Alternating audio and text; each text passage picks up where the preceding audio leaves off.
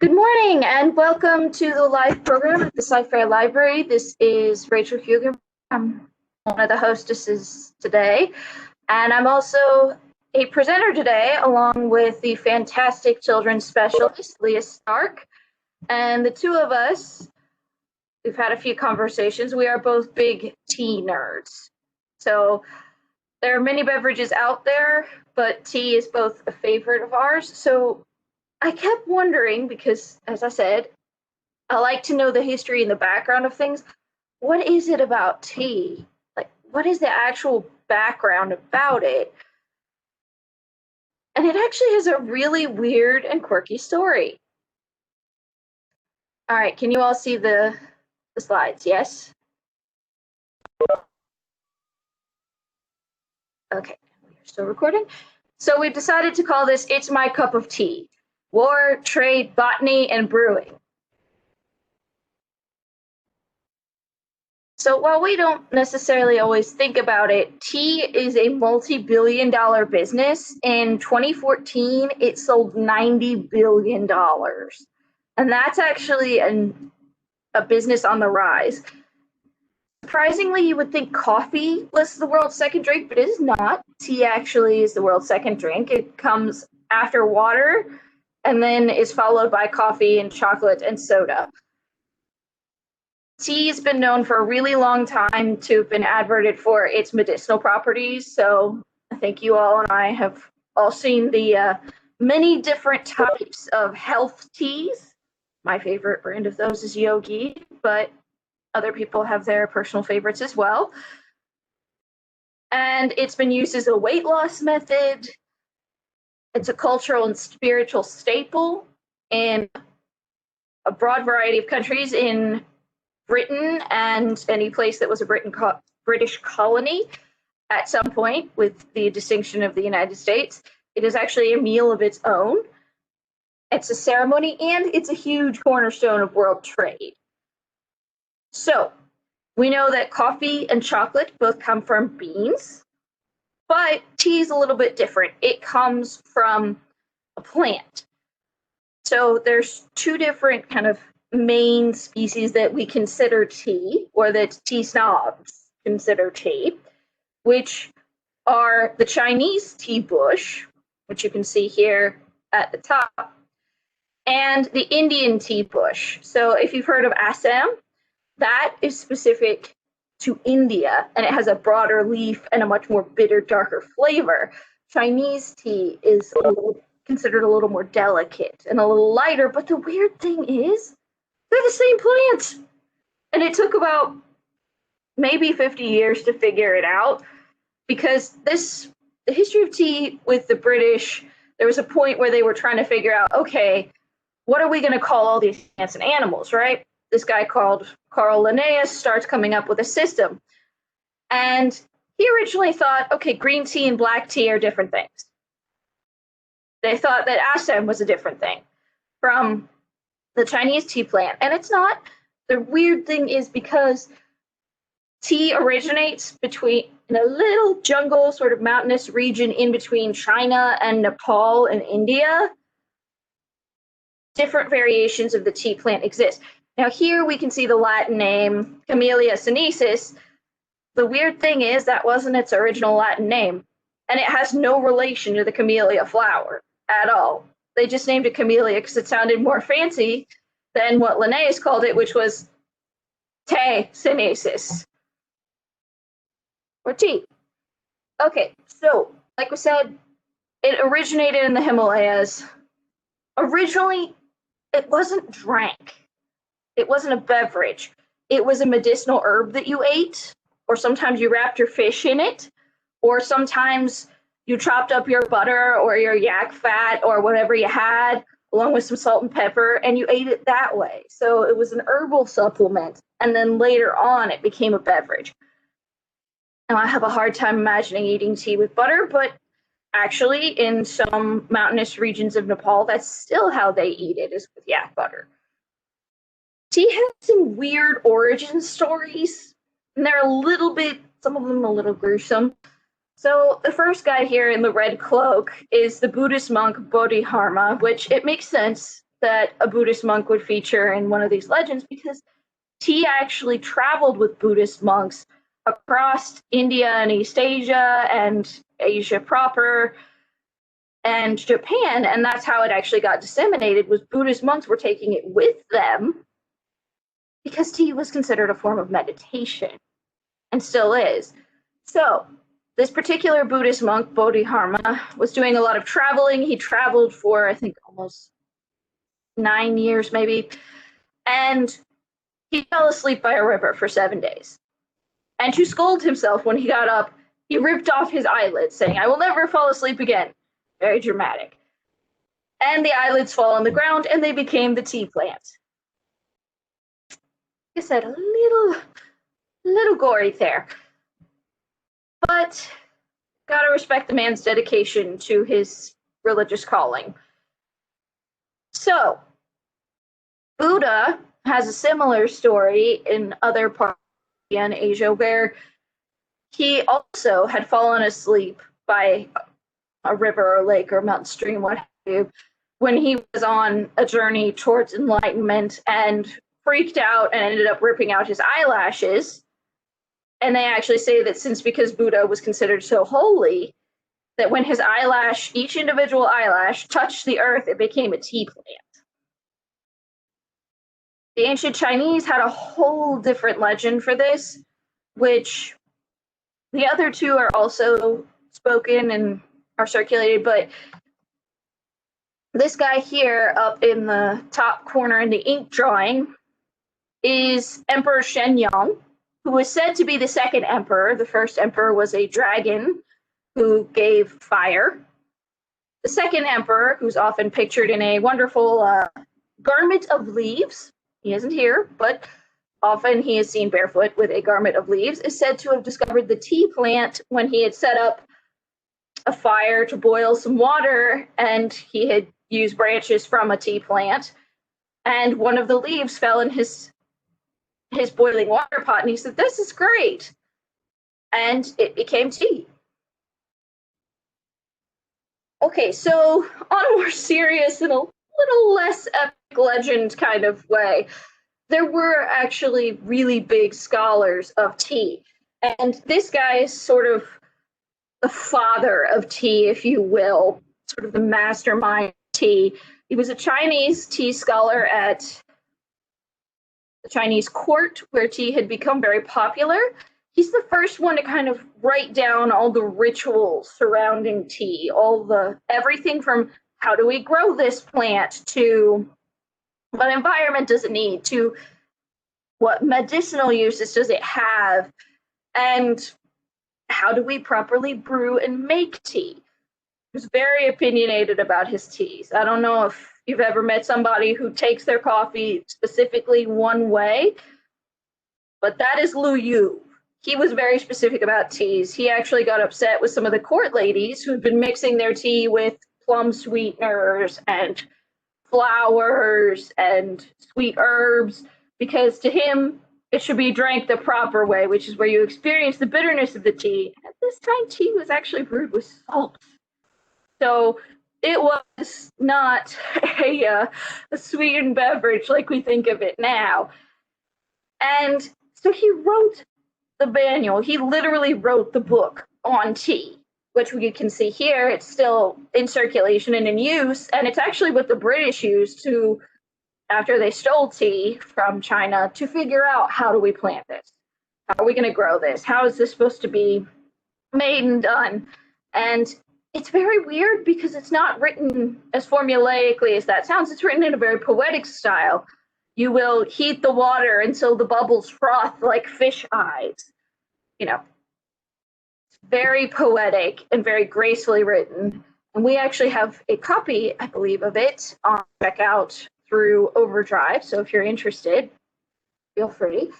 This is a statue of him. And in case you're wondering, why is there a statue of him in this tea garden? That's actually really common because after he died, he became considered the god of tea.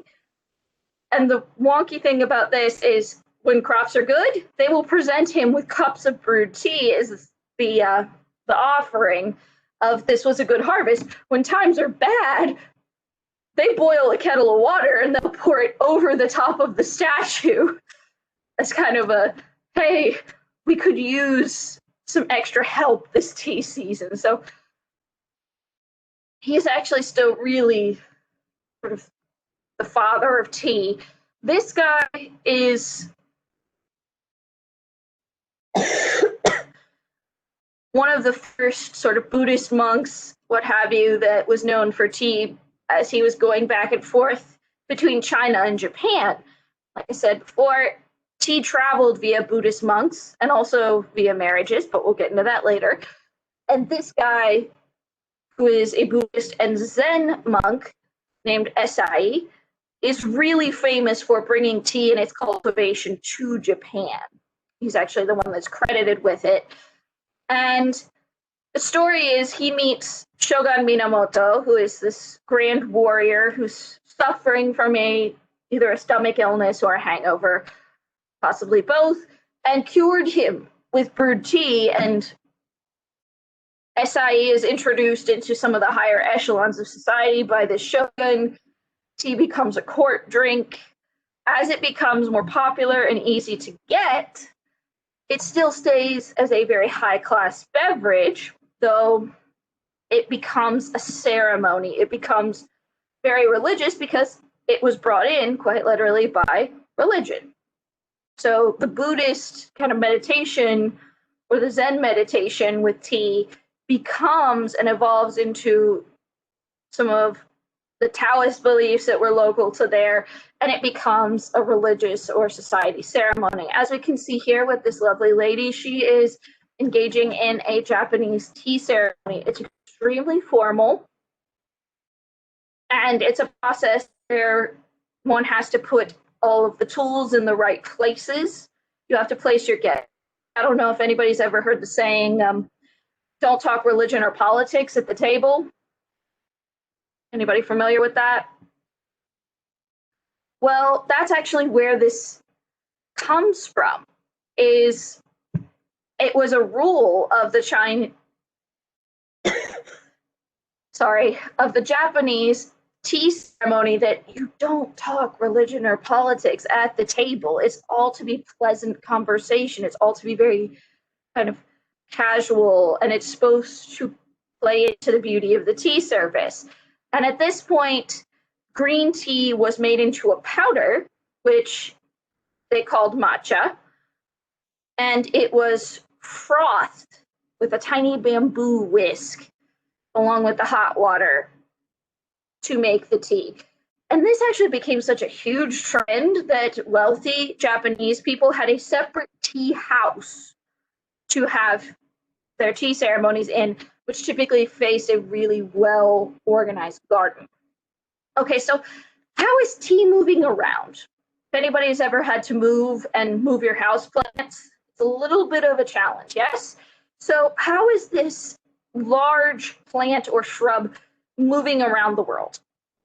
So the answer is tins with loose leaf tea, like we drink now, or like you can buy at the store now, seeds, which are actually how it disseminated throughout India and parts of East Asia and Japan.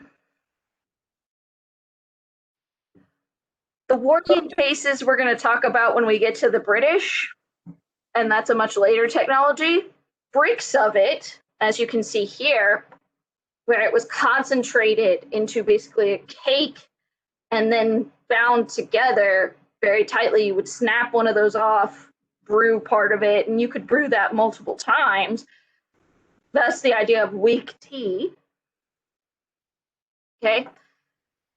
And this actually was a currency in ancient China because the further you get from the capital, the more tea is worth. Paper money in the country, not worth anything. These bricks of tea, though, currency. And when we talk about the American Revolution and the Boston Tea Party, this is actually what they were throwing chests of into the harbor. It wasn't loose leaf tea floating around. It was these concentrated bricks of tea. They also at one point tried to transport tea in barrels. Not the best plan. Okay, so we often think of the British when we think of tea because it's this ceremony that's at 4 p.m. It's this meal. it's thought of as very classy, but there aren't actually any British species of tea. Most of their versions of tea, if you've heard of English breakfast or even an Irish breakfast or, that kind of thing, they're blends. They're blends of herbals, they're blends of black tea and assam and other strong teas. So the interesting thing about this is the Chinese were super insular culture, but they also wanted a little bit of trade. So they established a little port island city called Canton, where the foreigners were allowed to come in and access and trade with them, but they weren't allowed to go into China mainland proper. So at this point, the Portuguese are kind of the first people to get there. They start trading for tea. So when Catherine of Braganza, who's this Portuguese princess, marries Charles II in the late 1600s, she brings tea with her because she likes her afternoon cuppa. And she brings a chest of tea with her. Does she bring a chest of tea into this marriage? She brings an entire port city as her dowry. So imagine that you are, talking about marrying someone, and they say, yes, well, if you marry me, you get an entire port. It's a little astounding now, but it was a very big reality then. So she brought Bombay, India, their port, into the marriage with her and brought tea into English society. And it became massively popular amongst the very elite because it's super expensive, because there isn't a massive amount of trade from the Chinese. So as time goes on, the Portuguese continue selling tea to the British, and then the Dutch get in on the Chinese trade and say, okay, we're fine with just coming to this island and trading you for tea. That's completely fine. The Dutch India Company is buying tea and trading it to the British for a huge markup. Okay? And it was literally so pricey in England at this point that it was kept in a locked chest by the lady of the house who had a key, or her lady's maid. And this is actually the origin of the tea caddy. This is an early tea caddy here that we're seeing right here. So the British, they're getting a little bit grouchy because tea has become massively popular over the 18th century. And they want to get in on the trade for themselves. So what do? A spice company called the British East India, or if we've heard of it in another term, Bloody Jack, becomes one of the main trading things with China. So originally, the Chinese weren't so fond of doing some trade with the British, but they were willing to do it because the British had invaded and colonized India, and Indian opium was much more potent than Chinese opium. So your sailors or your pirates or what have you would trade with the locals. I have some opium, you have some tea, let's trade. This blows up, okay? This gets huge because Indian opium becomes massively popular with the Chinese.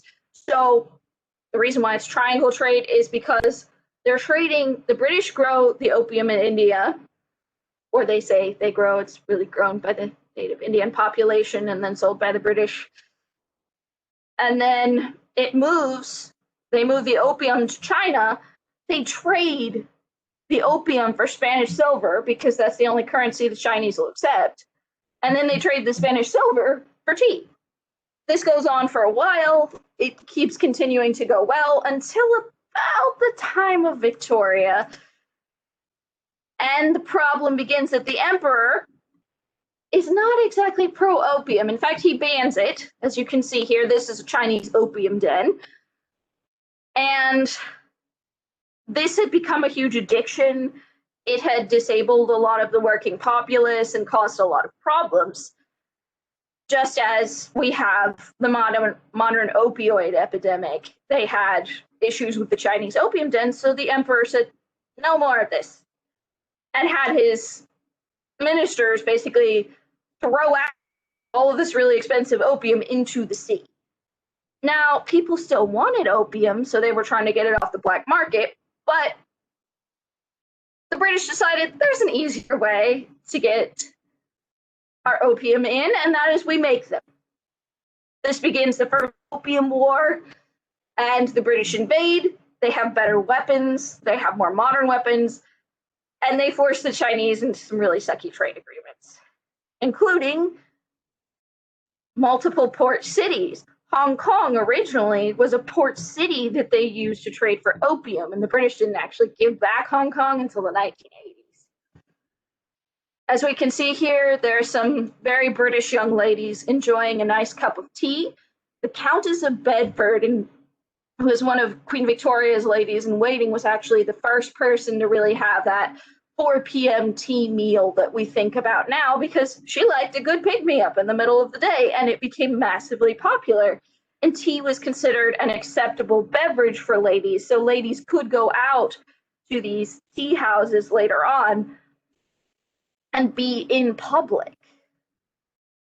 It was still very much an upper crust beverage, but as it got cheaper, it spreads throughout the population, and eventually part of servants' wages at this point was a tea allowance. They got so much tea to get by. Now, like we were talking about earlier with Linnaeus, naming things, botany, understanding plants and animals, this was just kind of coming around the bend, and it was just barely thought of as an actual job by this point. So, early on, the British, they were having that issue with trying to get Chinese tea. So they look around India and they're trying to find, does India have any tea itself? And the answer is yes, it does, which is Assam. Now, Assam had been there a while, and Robert Bruce, who was this military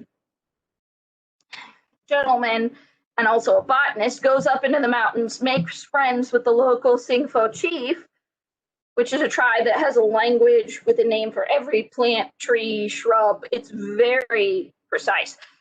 And discovers Assam and sends the plant back, and the English botanists basically say, no, this isn't tea. This is similar, but it's not tea. Different species. And it doesn't really take a boom until his brother, a long bit later, who was also military, and that's why he was stationed in India,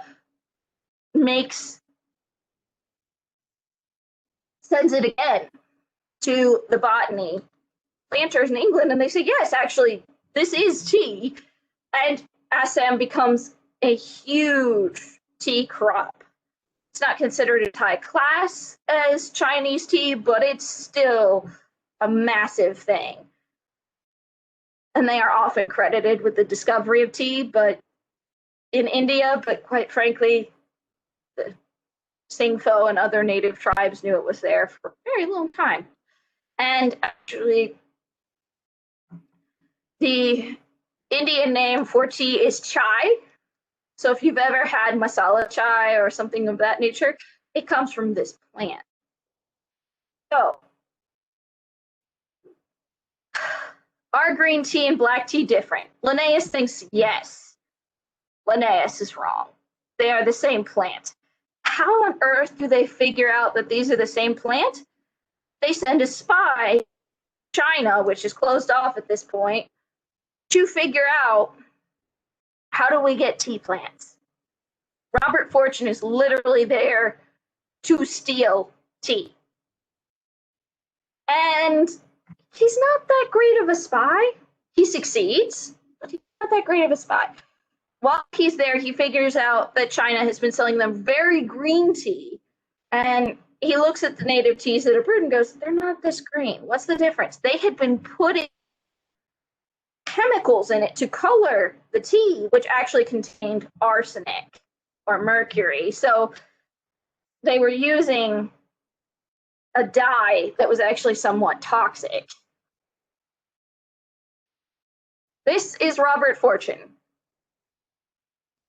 Probably the world's not the best spy. So Robert Fortune bribes his way into China, hires on a bunch of Chinese assistants, and he does try very badly to pass as a Chinese gentleman. As you can see by the photo, it was not necessarily convincing, especially to the mainland Chinese people. And he goes in, and he and his assistants bribe and barter and cause trouble all across China as he travels, and he publishes lots of grandiose travel memoirs about this later. And he secures tea plants several times. He makes 2 or 3 of these journeys. The first time he sends tea plants back, they die. Half of the seeds die. So the second time he uses these things called Wardian cases, which were big development at the day. If you've ever seen a terrarium, it looks like that, except on a long stick. And some of them live, but when they try to put them in the tea gardens in Assam, which is an actual region in India, it doesn't work because it's super humid and jungle and hot, and it doesn't have the drainage the Chinese tea plants need. Eventually, one of the people who was brought in as a colonizer and a military captain to India gets settled in the Darjeeling region, and they succeed in growing the tea plants there, which is where we get Darjeeling tea from. It's considered the champagne of teas. It's a very fine tea. It sells for a ridiculous amount of money. But Robert Fortune was the guy who was responsible for stealing tea and bringing it, so to speak, the plant itself into more British hands and making it a lot easier. So by this point, late 18th century, and this was a little bit earlier than Robert Fortune, Americans come to the colonies, they settle. You know, we all know the Plymouth story and all of that. We get into the Revolutionary War era, and just before the Revolutionary War, the locals needed help fighting the Native Americans because people, well, if someone's colonizing your home, the Native Americans did what was, I beg your pardon, they fought the invaders, which were the Pilgrims or the Englishmen, what have you. And so after this huge, expensive war that the British come in and bring their troops to try and defend the colonists, which we call the French and Indian War, the British decide to up their tax on tea because tea's a necessity, but it's also somewhat of a luxury good. So they up the price on it, and they up the taxes to pay for the French and Indian War, which was to defend their colonists. That didn't go over so well. At that point, I've seen a lot of comparisons where they compare tea at that point to Wi-Fi now, and Wi-Fi has become such an integral necessity for life that it's very difficult to live without it. Well, this starts the idea of they're being taxed for tea, a ridiculous markup, and they're not being represented in the British Congress. So we get no taxation without representation, and the Sons of Liberty throwing chests of tea overboard. And this is literally those bricks that we saw earlier. This is millions of dollars of tea. This is a massive amount of good destruction. So tea in the American psyche, we start drinking Liberty teas, which are basically herbal to saints. It's a bunch of local herbs and some imported herbs mixed together. People start drinking coffee or chocolate much more often, or alcohols, beers, ales, because those represent liberty and American freedom, versus tea, which became a representation of the British. So tea trade slows a lot down at this point in the States. Now, Robert Fortune, later in his life, actually tried to bring tea plants or a tea crop to the United States, but that effort failed. Okay, so from there, it continues with imperialism and wars over tea. The Opium Wars continue, and the Chinese Empire starts to fall, mostly because if you have a bunch of invaders controlling your port cities, it's a lot harder to trade and money, especially when, hey, we can produce fine Chinese teas in the middle of India. You know, it's not an exclusive resource anymore. Okay, so there are 4 main types of tea that come from those 2 plants that we talked about, which are the same species, but they're different subspecies. So Camellia sinensis, or Camellia sinensis var. Assam. We get green tea, black tea, white tea, yellow tea, oolong, and pu'er, which are the main recognized types of tea from this one plant. In a second, Leah is going to actually talk about some of the differences. And they also, on this picture, list flavored teas and herbal teas. Here's the thing. A lot of tea snobs don't consider flavored teas and herbal teas actual tea. They're tea blends, they're tea mixes. Okay, so how do we get from this beautiful, gorgeous green plant to the tiny leaves in our cup? Well, the answer is it's a major industry, just like any other agricultural crop. So it gets picked. Darjeeling leaves actually get picked every 7 days to get the right liquor or the right kind of taste or brewed tea, if you will. It's not actually alcoholic. It's called liquor, though, because it's what's in your cup, it's what's brewed. And they pick the tea, and then it's left in a building to wither for a little bit. Now, the longer it's left to wither, the more it oxidizes, or you'll often see the word ferment. Again, not alcoholic, but it oxidizes, and that changes the flavor of the tea. I like to think that it deepens it, but I also like dark teas like black tea, which are a bit more caffeinated. Then the tea leaves get dried or fired. In the original, really old Chinese process, sometimes the tea leaves would be toasted in a pan over a fire, but nowadays it is much more modern with drying machines, and it takes a very precise amount of time to dry tea. Again, in Darjeeling, it takes 23 minutes precisely to dry a batch of Darjeeling tea, unless it's the rainy season, monsoon season, and then it takes 26 precisely, no more, no less. Okay. On occasion, you will see rolled teas where the tea leaf has been rolled and shaped. So if you're drinking a circular tea, someone has actually taken the leaf and rolled it into a mold form by hand to give it, which is part of the reason why it's expensive.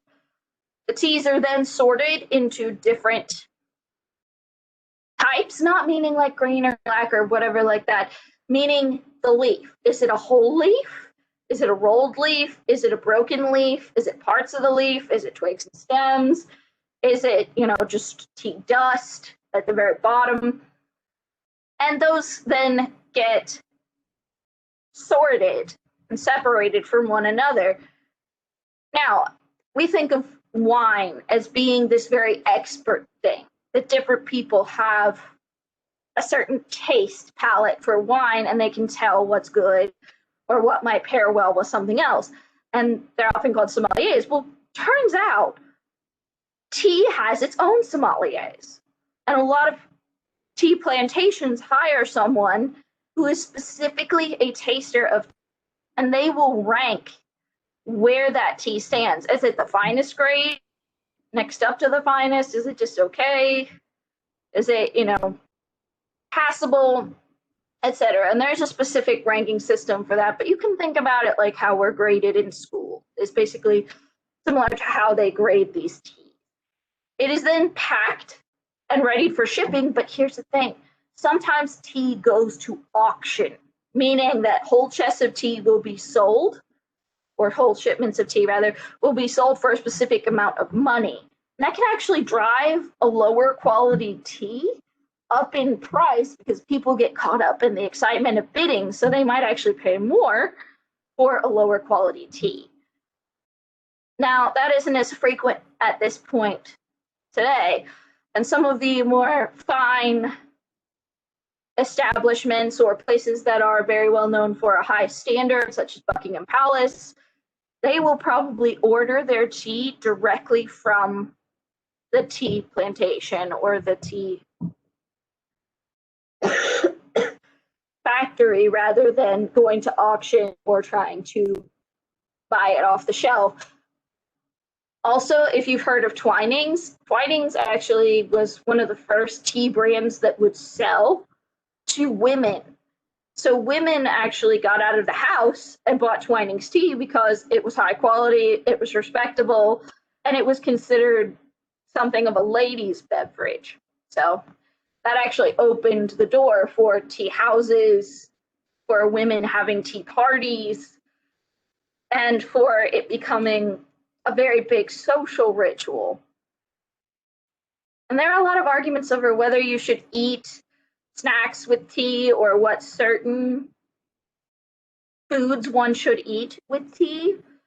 And it even gets into how people brew their tea, which is very specific. So in Japan, we still get the powdered matcha teas that are put together with the bamboo rod and stirred.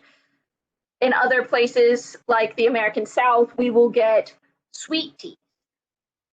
In Britain, they borrowed this custom from the Dutch of putting milk and sugar in their tea.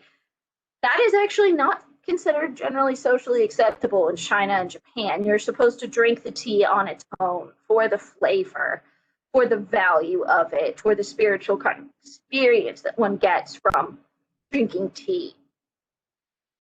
Tea in Iran and in Persia, or places of what was once Persia, oftentimes they will hold a sugar cube in the mouth and drink more bitter teas and filter it through the sugar cube. In ancient China, there were actually people who the young man would send the young lady's parents tea, and if they drank the tea, it was a marriage contract accepted. If they sent the tea back, it was a marriage rejected. So it was a form of proposal. Tea has a myriad of different methods, and there are actually a lot of ways to purchase tea. One of them that I found out about a little while ago was Houston actually has a tea festival. We do, and a local tea growing industry, which is amazing. And we found this out through talking with Trishna Teas, because they were selling at a farmer's market, and they actually produce, and a lot of places in Texas produce some really great high quality loose leaf teas. They're also local. So that is an option if you're interested. Keep in mind, in Texas, we're also starting to grow yapon tea, which yapon isn't tea in the Sinensis family at all. As far as I'm aware, it is a plant that is native to North America and our only native source of caffeine. So with that, Leah, if you would, teach us, now that we know the history behind tea and truly appreciate the beverage in our cups, Leah, would you teach us how to brew the perfect beverage? All right, I will try my best. Okay, so it's not quite as complicated as it sounds. I know you can go through all of the rituals and everything are super interesting, but you know, when you're brewing a regular cup of coffee, most of us are not going to go through all those rituals. I certainly am not. Although I have, you know, had tea parties with, you know, family and friends, you know, trying to follow all the etiquette rules and all that kind of stuff just for the fun of it. But I can say right now, we probably did not do it right. We tried, but failed miserably. It was still fun. But all right, so can you go to the next slide for me since I don't have, okay. So Rachel touched on the different types of tea, and yes, there are 4 main types of tea. And then the last one is actually what we think of as herbal teas are not technically teas. They're called tisanes in French. But they are not actual teas. And those are what I drink the most, actually, is probably more of the herbal tea because I don't do caffeine. So those are different herbs, and you can actually make those out of just about anything. That's where you can dry your basil, and you can make basil. You can put basil in teas. You can use peels from lemons and oranges and all that kind of stuff. Like, so when you go to Tivana, a lot of their teas were probably more of the herbal teas or mixes. So I'm just say right now, I am not a tea scholar, especially after learning all of that. I'm like, oh, I had no idea. Anyway, okay, so each type of tea kind of has different recommendations on how to brew it. But like I said, it's not quite as complicated. And from what I've read, a lot of teas are very forgiving, and it's really a matter of your own personal taste. As Rachel mentioned, some people put, certain cultures put milk and honey and sugar and all that in their tea, and others, of course, do not. But it's really up to you, however you like your tea. And how long you brew it also kind of affects how it's going to taste, the strength of it or whatnot. So if you could just go to the next slide, please. All right, so we've all heard about many benefits of different types of teas. And depending on what you're looking for as far as a benefit goes, you probably want to do a little bit of research on your tea. And it also probably depends on how sensitive you are to different herbs. Benefits of tea include, you can see a whole list here, increases your energy. Certain teas help your heart, cleans out toxins. I don't know if anybody ever tried to do a detox tea. Some are super strong and they can really mess up your stomach, while others are more gentle. So you want to make sure that if you're looking for a type of tea for benefits of some sort, you really do your research on it. And in some cases, your doctor or somebody who is into the more natural medicines, and they might be able to provide a little bit of guidance, because it can be a little overwhelming. Kind of like if you're into natural remedies or sorry, drawing a blank. My brain's not all there at the moment.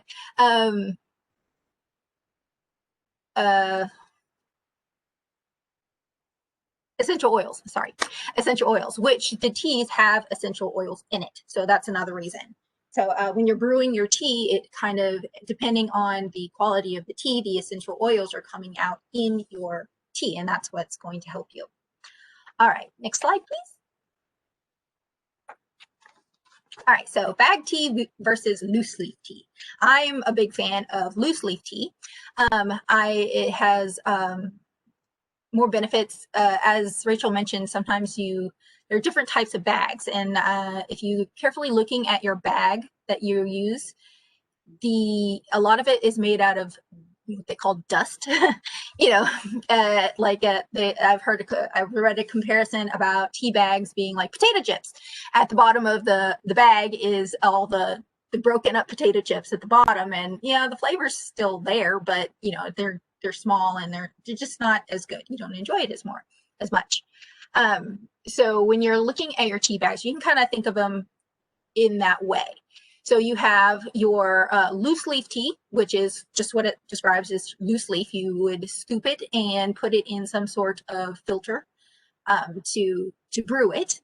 And then you also have what we call like the triangle bags, which have more space in it. And those are loose leaf teas. They're just usually in some sort of special bag, and it looks like a triangle, and it allows the water to penetrate better and like mix a little bit different than it would, say, with a regular square bag. So there's also not the ones in the picture here, but there's just square bags. They don't have the string. Those are another one that are pretty good as far as quality goes. It also allows the water to seep a little bit better and absorb. So those are usually slightly higher quality. Then you have your regular tea bags that are all the dust, like the one in the picture here on your right. And that's just your regular tea bag, which has the dust at the bottom, we'll call it. But you can, I mean, like I said, it is really up to you whether or not you like a flavor of a tea or not. The loose leaf tea just usually has a richer flavor. It has more nutrients and minerals, and it generally just tastes, I think it tastes a little bit better, but like I said, it depends on your personal taste. So let's move on. Next one. Thank you. Okay, so brewing strategies. This is, like I said, not as complicated as it sounds. Most teas are going to come with, so, you know, if you get it in a box or if you get a loose leaf tea, they usually have a recommendation of the temperature that you need to put your tea on to brew it, and how long to let it steep.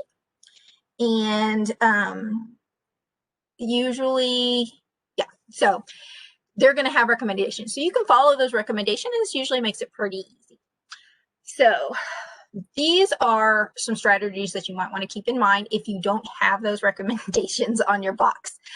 But you want to make sure that your water is of good quality. So you can put your water in the microwave and then put your tea bag in it, and it's going to be totally fine. You can brew it as long as you want. Let it seep there and absorb, depending on how strong you want your tea to be. And it'll turn out fine. You can add whatever else you want. However, it's not going to taste as good. And I've actually experimented with this. I don't know if anybody else has tried that to see what the comparison is. And yeah, but brewing it in using a teapot is just going to make a world of difference. Another thing that makes a world of difference is the water that you use. So I actually used to get in arguments with my family members about the water that they use to make their coffee. I would purchase a big water jug and put a pump on it, and I would not drink the tap water because it has, especially Houston, we have kind of chlorine-y water. It's what they have to put in it to make the water clean, but it affects the flavor of the water. And so I finally talked them into trying the water that I got from the grocery store, the filtered water, and they noticed a huge difference in their taste of their coffee. And as you know, coffee is sometimes a lot stronger. So if you can taste the difference in coffee, then you're going to definitely be able to taste the difference in your teas. So you want to make sure that you're wanting a good flavor, that you use good water. Didn't think of that before, but when I finally figured it out, I was like, it's a huge difference in the flavor of your tea. So different ways of brewing. You can do the super easy, quick, pop it in the microwave, put your tea bag in. Totally fine. The is to pour hot water glass and let the leaves sink to the bottom before drinking. So you actually wouldn't filter them out. You just let it sink and you let it brew. You can filter them out later if you want, because I know most of us don't like to drink the leaves, but you can just let them go to the bottom and then you just wouldn't drink that part. The second part is you can pour hot water over the leaves in and then you can pour it later into a mug. So you have the regular second one, you just put it in your cup, the leaves in the cup, and pour hot water over it. Or you can do the same strategy pretty much in the kettle. And then, of course, the most accurate way is the Chinese way, and that's to steep it in the kettle. And then you pour it in the serving bowl, and then you slowly mix the tea. I kind of picture people doing that like you would with wine before drinking it. And that's the most recommended. Of course, that's going to take you a little bit more time. So I don't know about anybody else, but my strategy usually is pouring just hot water over my tea leaves, not in a separate container. And I'll show you a couple of containers that I actually use. So my favorite container, I don't know if anybody can, okay, let me go over this one part first, and then I'll show you the containers that I use. Oh, thank you. Okay, So I don't know if everybody can see my screen or not. Can you spotlight me? Anyway, this is my favorite container to use. I got it from Teavana. What you do is you measure out your tea leaves, you stick it in there, and then you just pour your hot water over it and you let it steep for whatever amount of time. And then this little is really nifty. You put it on top of your cup. So this is a single cup serving. You would put it on top of your cup. So you can use something similar to this. I mean, you have your standard tea things, or I have this one where you can do pretty much the same thing. You put your tea leaves in and then you just put it in your water and you let it steep. I have a couple different versions of it. So these are pretty easy ways to do it. And then I also have a very fancy teapot here. This is the cast iron kind, and inside, if I wanted to make a whole pot, I would just put my tea leaves in this mesh thing and then set it in there, pour the hot water in, and let it steep for whatever amount of time. Now, as far as your containers go that you use to put your tea in, it does actually make a difference. Cast iron and clay is going to absorb the tea flavor. So if you have a tendency to make a very strong tea, like say, I don't know, I think jasmine tea kind of has a bitter flavor to it. If you like jasmine tea and you make jasmine tea, then this pot, clay or cast iron, is going to kind of absorb that flavor. So when you brew a different type of tea, you're going to have kind of that leftover flavor to it. So usually I think glass is recommended. So if you have your regular teapot, of course, if you don't put your leaves in it, it's not to absorb those flavors. So that's why I usually brew my tea separately in my teapot and then use my little cup thing. And this one, it's plastic. I haven't noticed too big of a difference as far as absorbing the flavor of the teas that I drink the most out of this, which I happen to like chai, or the herbal teas that I like.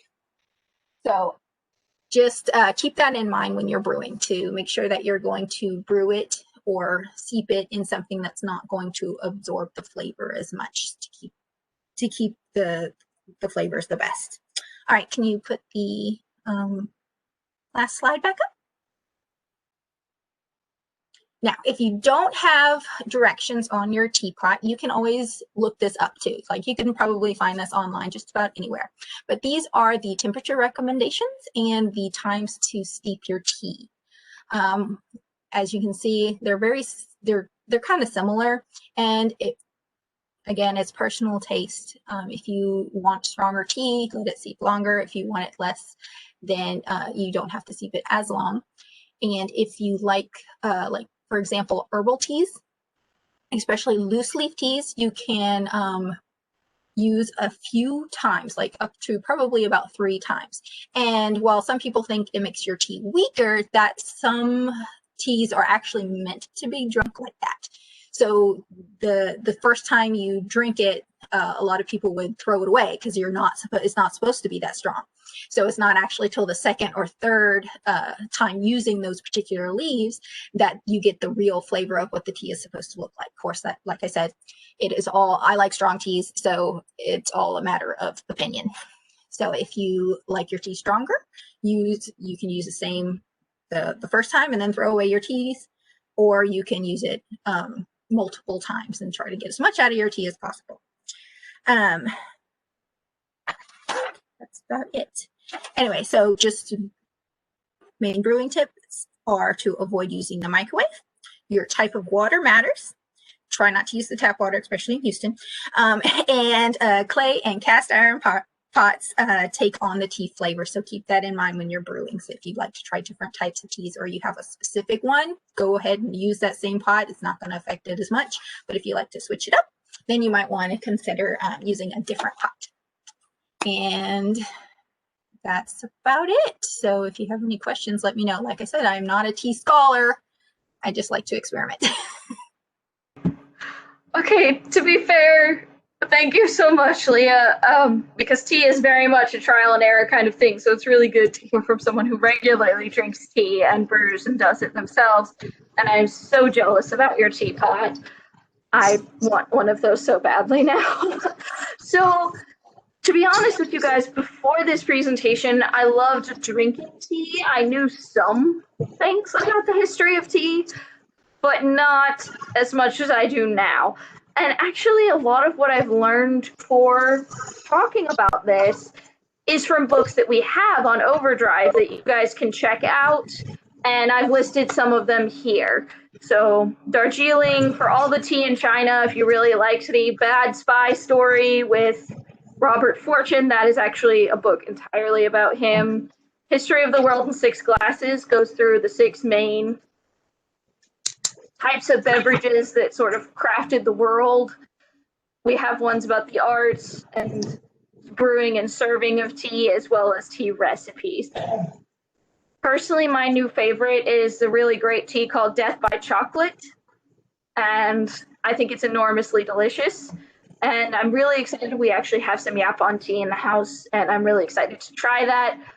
Ooh, Shaheen is saying, and I'm going to exit here on the presentation. This will be up on the Life website if you want to check us out.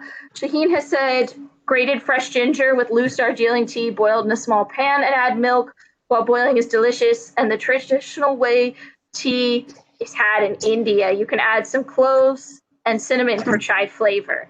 Thank you. Thank you, Shaheen, for being generous enough to share your recipe for tea. That is something that we will have to try. When we use a teapot to brew our tea, are we supposed to warm the pot before we make the tea?